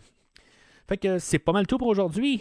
La semaine prochaine, Gremlins 2, où est-ce qu'on va changer totalement, là, dans le fond. Je sais pas si ça se passe à Noël, pareil, là, même si de mémoire, il n'y a pas de neige, mais si mettons, on est... en Californie ou quelque chose de même. Là. Peut-être que c'est un endroit qui fait plus chaud, ben tu sais qu'il n'y a pas de neige. Fait que je sais pas si on va avoir regardé là, cette thématique-là. Mais c'est ça, fait que on va parler de ça la semaine prochaine. N'hésitez pas à commenter sur l'épisode d'aujourd'hui. Puis aussi, ben, comme j'ai parlé au début de l'épisode, Décryptons Smallville, ça s'en vient à grands pas. Vous pouvez suivre notre page Facebook. On a déjà 2 bandes annonces, fait que vous pouvez déjà programmer là, dans votre application Spotify ou n'importe quel feed RSS. Ben, vous pouvez trouver le podcast là, avec nos 2 bandes annonces qui sont là. Vous donnez un avant-goût un peu là, aussi là, de notre épisode si c'était pas assez là, au début de l'épisode avec mon extrait de 2 minutes. Puis c'est ça, ben, nous suivre là, sur les réseaux sociaux, Facebook et Instagram. Puis sinon, ben, c'est ça. Commentez sur l'épisode d'aujourd'hui, dans le fond, vos classiques de Noël, dans le fond. Puis si, mettons, vous, même si le monde n'en parle pas, mais peut-être que pour vous, là, ça fait partie là, de vos écoutes annuelles de Noël, ben n'hésitez pas à en parler sur les réseaux sociaux, sur le post du podcast aujourd'hui. Mais sinon, d'ici le prochain épisode, quand vous allez vous coucher le soir, ben vous devriez peut-être ouvrir toutes les lumières dans votre maison. Parce que peut-être qu'il y a un Gremlins qui se cache à quelque part.